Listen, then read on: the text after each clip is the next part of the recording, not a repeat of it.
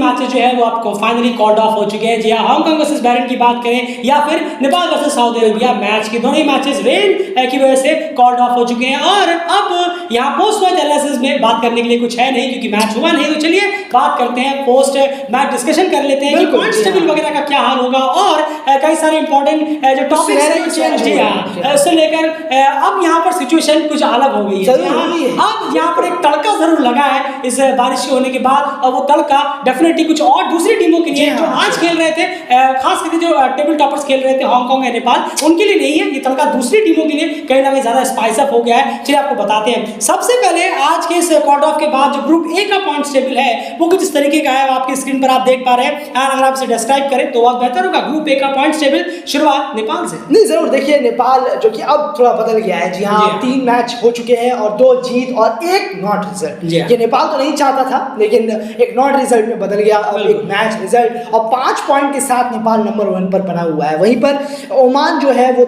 Obviously 3 match 2 जीत 1 हार, उसके बाद 4 पॉइंट के साथ सेकंड नंबर पे एज यूजुअल जैसे था। वहीं पर सऊदी अब 3 मैच में 1 जीत 1 हार और 1 नॉट रिजल्ट के साथ तीसरे नंबर पर है और 3 पॉइंटों के साथ यहाँ पर सऊदी अरबिया हमें बनता हुआ दिख रहा है। वहीं पर चौथे और 5वें पे मलेशिया, जिनके चौथे पर मलेशिया जिनके 2 पॉइंट है, 3 में 1 मैच जीते 2 मैच हारे, और लास्ट में कतर। जी हाँ, कतर जो कि मैच जीतने में अभी तक तो सक्सेसफुल हुए नहीं है, दोनों खेले हैं और दोनों में उन्हें हार मिली। बिल्कुल, तो ये कुछ पॉइंट्स टेबल है। अब आपको बताते हैं कि जो ग्रुप ए का पॉइंट्स टेबल है जो मैंने अभी आपको बताया, इसमें सबसे ज्यादा फायदा इस बारिश की वजह से अगर किसी को हुआ है तो वो है सऊदी अरबिया। बिल्कुल, जी हाँ, बैठे बिठाए लगभग मोस्ट प्रोबेबली 2 पॉइंट्स उनके हाथ से जा रहे थे, नेपाल आसानी से ये मैच क्लिंच कर लेता, लेकिन यहाँ पर बारिश की वजह से उनको 1 पॉइंट मिल गया। और सबसे सिर्फ आप सोच रहे हैं 1 पॉइंट ही तो मिला, इससे क्या होगा, लेकिन इससे एक नुकसान जो हुआ है वो ओमान को हो गया यहाँ पर अच्छा खासा, क्योंकि अब 26 तारीख को ओमान वर्सेस सऊदी अरेबिया जो मैच होगा टीयू ग्राउंड पर, वो कहीं ना कहीं डिसाइडर हो जाएगा। जी हाँ, 26 आपको बता दें 26 अप्रैल को Oman versus Saudi Arabia match है और वो मैच जो जीतेगा वो सेमीफाइनल खेलेगा और जो हारेगा वो बाहर हो जाएगा। इतना ज्यादा एक ट्विस्ट ले आया है बारिश जो है इस ग्रुप ए के इस राउंड अप टेबल में। क्लियर है, ओमान वर्सेस सऊदी अरेबिया एक नॉकआउट गेम है, जो जीता वो सेमीफाइनल, जो हारा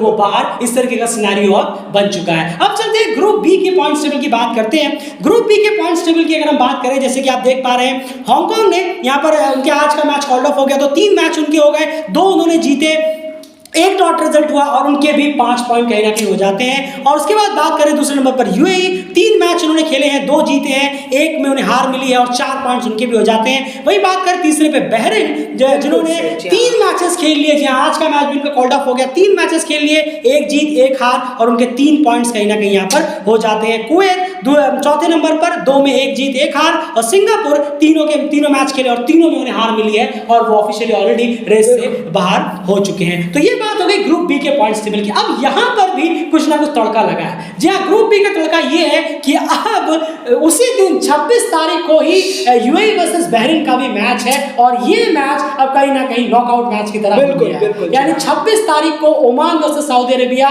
में जो जीतेगा वो सेमीफाइनल, जो हारा वो बाहर, और 26 तारीख को ही यूएई वर्सेस बहरीन मैच में जो जीतेगा वो सेमीफाइनल में और जो हारा वो बाहर, क्योंकि आप पॉइंट टेबल से ये अंदाजा लगा सकते हैं। यानी इंटरेस्टिंग अब ये फैक्टर हो गया, यानी इस ग्रुप में बहरीन को सबसे ज्यादा फायदा हुआ है इस बारिश का। कहीं ना कहीं बात करें नुकसान जो हुआ है, थोड़ा बहुत नुकसान हुआ इंडायरेक्टली, वो हुआ है यूएई को। तो ये अब हो गया कि 26 तारीख के दोनों मैचेस बहुत ही ज्यादा क्रूशियल हो चुके हैं। अब देखना होगा कि अब यहाँ पर कम से कम कुछ बेहतर परफॉर्मेंस देखने को मिले तो बात, देखिए एंड स्टेज सेट है सऊदी अरब और बहरीन के लिए, लेकिन फिर वही कि देखना होगा कि वो कर पाएंगे या फिर कोई प्रेडिक्टेबल रिजल्ट जो देखने को मिलेगा, जो अब तक लगातार 12 मैचेस में देखने को मिला है। मौका तो है, प्लेटफॉर्म भी है। नहीं जरूर, तो ये बिल्कुल सही कहा आपने। अब ये मौका है कि कुछ, और ये टूर्नामेंट की बात नहीं रही अब कि चलिए टूर्नामेंट में आप कैसा खेल रहे हैं, अब वो डे पर निर्भर आ गया है। बिल्कुल, एक दिन पर, क्योंकि एक दिन में आप कुछ भी कर सकते हैं, किसी का भी डे हो सकता है लेकिन किसी का भी टूर्नामेंट हो सकता है, ये नहीं हो सकता, ऐसा नहीं हो सकता। कोई अगर छोटी टीम है, मान के चलिए, जी हाँ मैं इसी से रेफर करूंगा,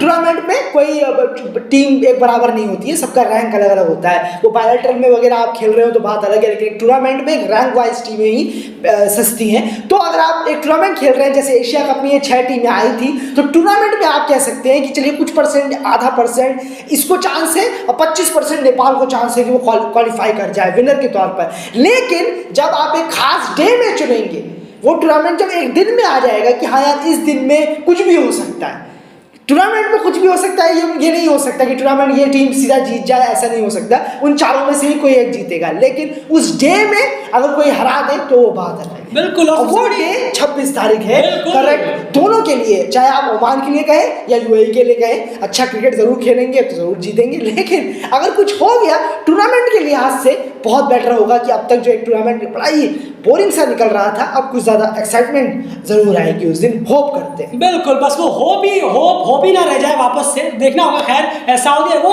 उसका क्रेडिट जाएगा सऊदी अरब और बहरीन को, उन्हें कुछ करना होगा, क्योंकि अगर वो जीतते हैं तो सेमीफाइनल खेलेंगे प्रीमियर कप का। डेफिनेटली आप 4 में से 2 फेवरेट्स को कहीं ना कहीं बाहर कर सकते हैं, ये आपके हाथ में, लेकिन देखना होगा, इतना आसान भी बिल्कुल होने वाला है नहीं। और उसके बाद बात करें अगले पॉइंट की, प्रोबेबल सेमीफाइनलिस्ट। यहाँ सेमीफाइनल्स की अगर बात करें कि कौन से मोस्ट प्रोबेबल सेमीफाइनल्स लग रहे हैं अभी आज की डेट पर सिनेरियो में, डेफिनेटली वही 4 सेमीफाइनल्स लग रहे हैं, नेपाल, हांगकांग, यूएई और ओमान। लगता है कि वही चारों कहीं ना कहीं यहाँ पर सेमीफाइनल्स के तौर पर रहेंगे। उसके बाद अगले पॉइंट्स की यहाँ अगर हम बात करें तो वो आ जाती है कि कौन कौन सी टीमें इस वक्त जो है वो रेस से बाहर हो चुकी है। जैन तो बहुत ही इजीली है, सिंगापुर की अगर हम बात करें तो ऑलरेडी इस रेस से बाहर है, और कुवैत का टेक्निकली कुवैत अभी भी गेम में ऑन है, ऐसा नहीं है कि वो बाहर हो चुके हैं, लेकिन इस तरह की परफॉर्मेंस उनकी रही है, उसके हिसाब से वो भी कहीं ना कहीं लगता है कि शायद वो एग्जिट ही रहे।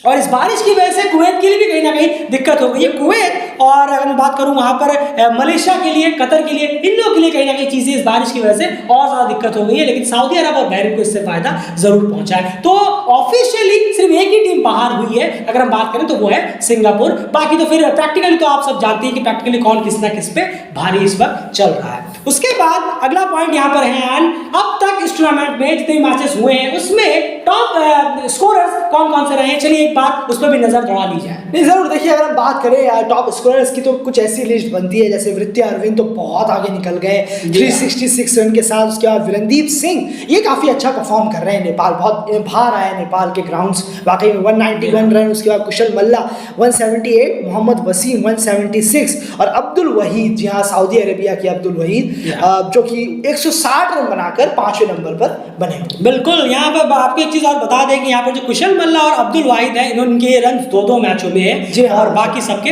3-3 मैचेस में। चलिए अब बात करते हैं मोस्ट विकेट्स की, वो भी जान लेते हैं कि आखिर विकेट्स की टैली में अभी तक की बात करें तो टूर्नामेंट्स में कौन रेस में सबसे आगे चल रहे हैं। नहीं जरूर, देखिए यूएई के अयान अफजल खान, जी हाँ, जिन्होंने सबसे ज्यादा अभी विकेट निकाले हैं, 8 विकेट वो है। उसके बाद बिलाल खान 7 विकेटों के साथ दूसरे नंबर पर, फिर उसके बाद एहसान खान 6 विकेटों के साथ तीसरे नंबर पर बने, और संदीप भी उन्हीं के साथ हैं शामिल, जो 6 विकेटों के साथ वो भी बने हुए। आज बहुत अच्छा मौका था कि शायद ओवरटेक कर, शायद नहीं बिल्कुल ही ओवरटेक कर जाते, लेकिन आज बारिश हो गई। खैर उसके बाद जिशान मकसूद भी 6 विकेटों के साथ बने हुए। बिल्कुल, तो ये कहीं ना कहीं अब तक के टॉप 5 मोस्ट रन गेटर्स और मोस्ट विकेट टेकर्स की लिस्ट हमने आपके सामने रखी है जो अब तक टूर्नामेंट में यहाँ पर रही है। अब लास्ट में एक और इम्पोर्टेंट चीज डेफिनेटली आने वाले वक्त में देखना होगा कि वेदर किस तरह का रहता है, क्योंकि प्रॉमिसिंग वहां पे नजर आ नहीं रही है चीजें। अब अगर वेदर और ज्यादा खराब होते हैं आने वाले वक्त में, और खास करके नॉकआउट गेम्स की अगर मैं बात करूं, अगर वहां पर वेदर खराब होता है तो एक क्वेश्चन आया था